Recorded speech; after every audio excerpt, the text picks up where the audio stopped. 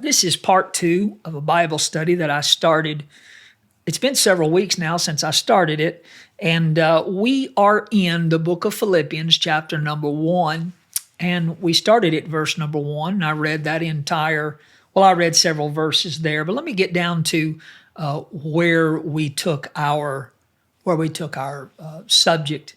That was in verse number 6. Paul says, "Being confident of this very thing, that he who has begun a good work in you will complete it until the day of Jesus Christ." And I simply talked about completion and how everything that is happening to us, that God is allowing it to happen to make us complete in him. Will there be temptations? Yes. Will there be tests? Yes. Will there be trials? Yes. Will there be ups and downs? Yes. There will be. There will be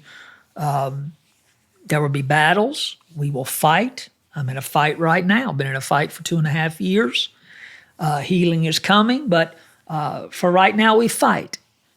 So there are battles. This is not the only battle I've had to face. I've had to face other battles. But you need to understand something tonight. Nobody wants you to make it and be saved any more than the Lord Jesus. And I want you to understand something tonight. The Lord is fighting for you. The enemy is fighting so you will be lost.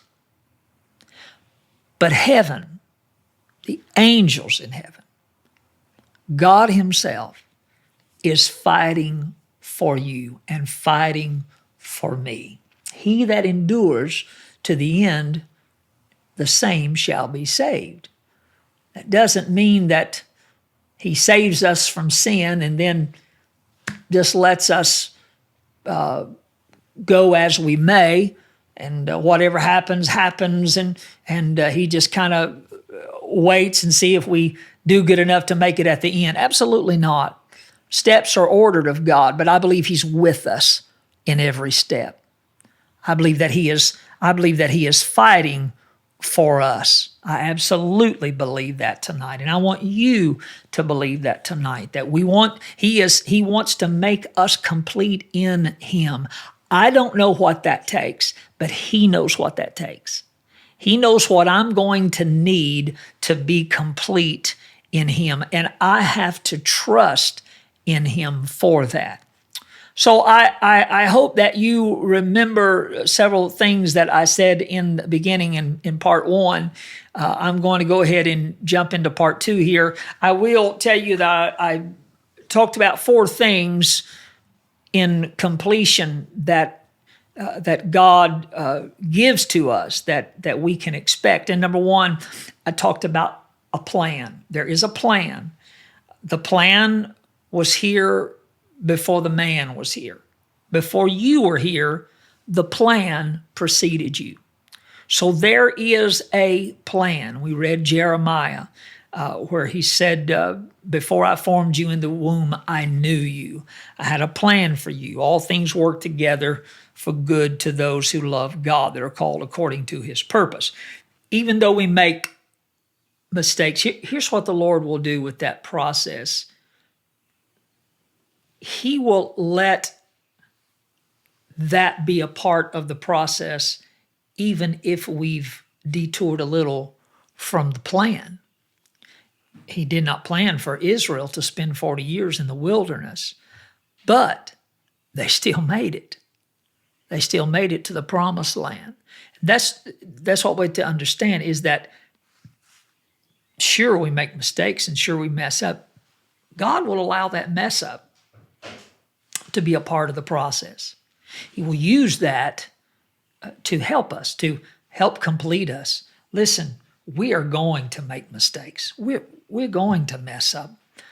Don't give up because you messed up. Don't feel like, well, it's done and over with. God can't use me now that I've messed up.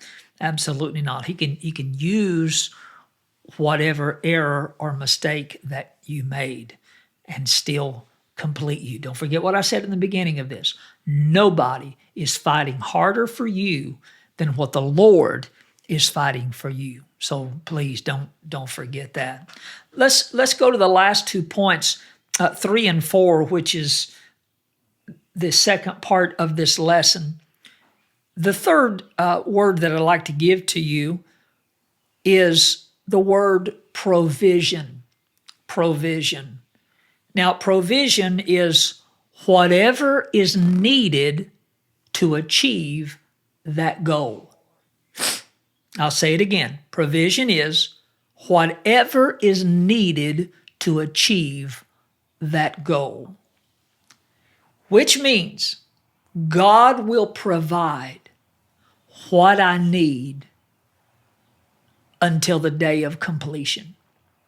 From the time I come to Him, give myself to Him, well, He has a plan before He ever formed us in the womb. So that plan, so understand that God is going to provide what you need to make it, the things that you need.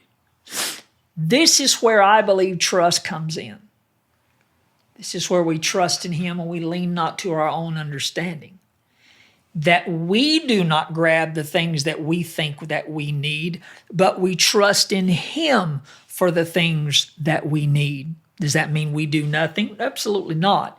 There are things that we can do as a part of this, but we have to believe that God is going to provide. So if something happens, there's a job issue, if there's a housing issue, if there's a financial issue, if there's an automobile issue, I mean, whatever it might be, God will provide what I need to be completed in Him.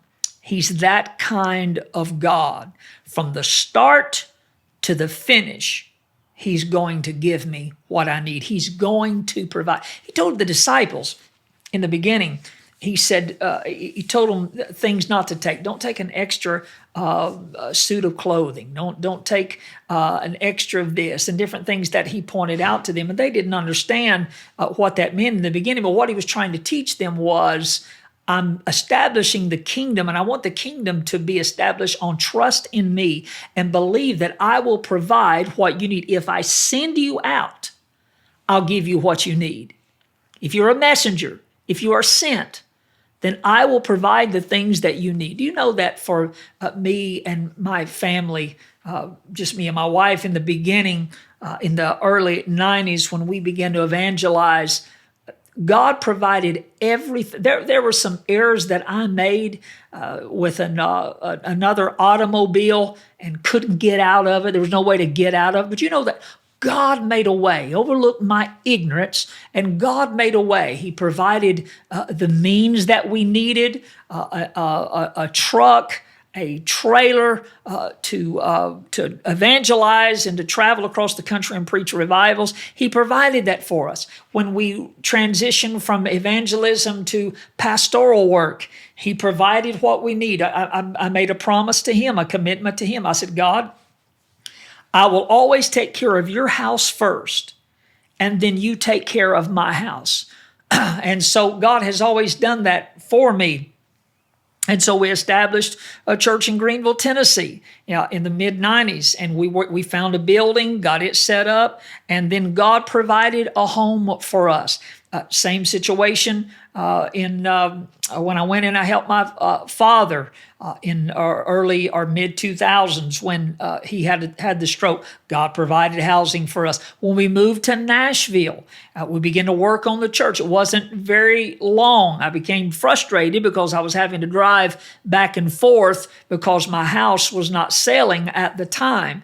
And so, but God provided. God provided a home for us here in Nashville. So we didn't have to continue to travel from East Tennessee to Nashville every weekend and take care of the services. I'm just simply telling you that God sent me. He sent my wife. He sent my family, brought us here to Nashville, and has provided. Sometimes I look back at what we were making when we first got here. I look back at just trying to make ends meet, but from health insurance to food on our table, automobile, you name it, housing, God has provided, and we trust in Him. And I believe He is still providing. He has blessed us with a beautiful home here in the Mount Juliet area. God has blessed us with that, with no mortgage whatsoever. And we are so grateful that only God could do that. By the time I'm 50, which was a prayer of mine, God, by the time I'm 50, I'd love to own my own home. And I didn't see how that was going to be possible in my late 40s, but I trusted God, and God provided. God provided an incredible jubilee for me and my family, and I thank Him for that. I'm just simply telling you that when He sends you, He will provide for you. But you got to be faithful to Him. You got to be faithful to God, and you got to trust. You got to trust in Him. If He sends you to the mountain to sacrifice like He did Abraham, just gather the wood and start walking. If He says, Abram, go to the mountain, I need you to follow my word. Just gather the wood and start walking. If He sends you, He will provide for you. If there's something that He wants you to do, He will provide. Not only will He provide the physical things for you, He'll provide the spiritual things for you as well. He'll put the words in your mouth. He told Moses said, God, I'm not eloquent of speech. I bless you. The word will still go forth. Whatever you need, God will provide. You see, He said, go to the mountain. That's what Abraham did. Isaac didn't understand everything in the beginning, but Abraham knew God. He was the father of faith, and he understood that faith. That faith is not about what you see. It's about the steps that you take, even when you cannot see. You just gather the wood. You gather what He tells you that this is your part in it. You bring the wood, but I'm going to take care of everything else. I'll provide everything else. And it was there that God revealed Himself to Abraham and Isaac as, remember, Jehovah Jireh, my provider. That's what that means. You have to understand today that God will provide the things that you need, but He will reject the things that you don't need. There might be things that you're trying to add to the list, and you're trying to force it. You're trying to make it happen, and God may be pushing back just a little bit. God may be saying, you don't need that. There might be other things that you will need. It's just not time for it. You have to trust the timing of God. That's the kind of leader that I am, that I'm a man that believes in the timing of God. There are some things that you will need. You just don't need it yet. And you might see that you need it, and you might be trying to get it right now. I need this. And God might be rejecting it, saying, no, you don't. You either don't need that, or it's not time for that. Just gather the wood. Only do what God is calling you to do for right now. Follow the word. Don't get ahead of what He's trying to do. Don't try to put your plans ahead of His plans. Trust the process. Trust in the provision of God, and only go according to what He's called you to do and where He has sent you for right now. Your job is to gather the wood. You're going to learn a lot climbing the mountain. You're going to learn a lot as you gather the wood And as you and Isaac, as you head to the mountain, you're going to learn a lot. And look, you have to trust between the base of the mountain and the top of the mountain that by the time you get to the top, that God will provide. Because the truth of the matter was, the ram in the thicket was at the top of the mountain, not at the base of the mountain. Had the Lord said to them, hey, listen, gather some wood. When you get to the top of the mountain, I'm going to have an angel make sure there's a ram in a thicket. Oh, okay. Well, let's go, Isaac. Let's. This is what's going to happen. We're going to go through the motions here. This is going. Had they known all of that, where would trust come in? But you see, trust came in because I don't know what God is doing right now. All I know is He's told me to walk. He's told me to gather wood and walk.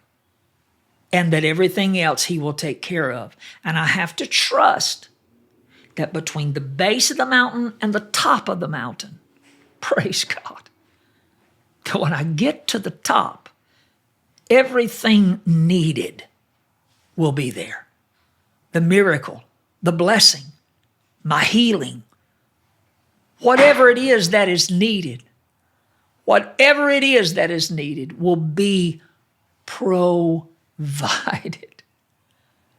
So let me say it again to you this evening. Just gather the wood and start walking. Just gather the wood. I promise you, I don't know what He's going to do. I don't know what's going to be there, but I promise you this. If He's called you to a specific thing, He's going to provide exactly what you need. That's the provision. That is the provision of God. Believe in that. That's our third point, is to believe in the provision of God. What is needed? What is needed to achieve the goal? He will provide whatever is needed. Let's close with number 4. Protection. Protection. No matter the opposition, God will surround me and keep me safe.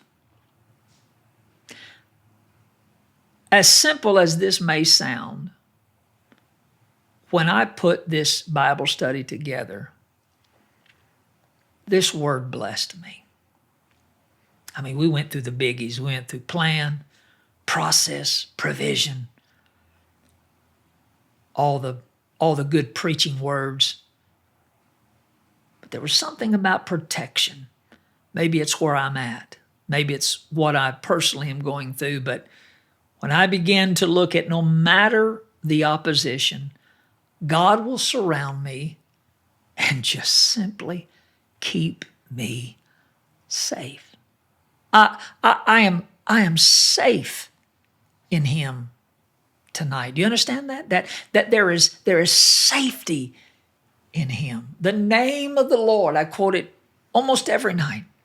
The name of the Lord is a strong and mighty tower, and the righteous run into it, and they are saved. They're safe. They're saved. God is a protector. No matter what I go through, I am safe in Him. Even if the winds blow, I'm still safe. Even when the waters rise, brothers and sisters, I'm still safe. Even when the fire is hot, I am still safe. Praise God. Even when I can't see, I'm still safe. Even when the mountain seems impossible to climb, I am still safe.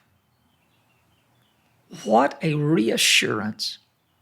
I hope that blesses you tonight, to know that not only is there a plan, not only is there a process, not only is he a provider, but he is a protector. And there is protection in him. And you and I are safe. That no matter what we face, physically, mentally, emotionally, whatever, I'm safe. I believe that tonight. I believe that for me. I believe I'm safe.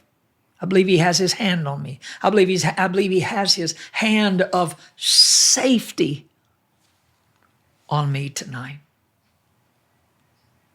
Let me read our text again, being confident of this very thing, because there's something in here I want to show you about his protection. Being confident of this very thing, that he who has begun a good work in you will complete it until the day of Jesus Christ. Just as it is right for me to think of you all, because I have you in my heart, inasmuch as both in my chains and in the defense and confirmation of the gospel, you all are partakers with me of grace. I want you to look at a specific word as we're bringing this to a close tonight. That word is grace.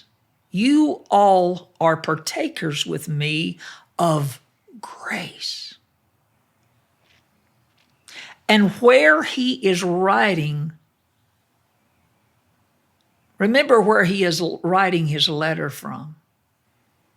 A prison house, where even though he was in a challenging situation, he writes of grace. Why write of grace?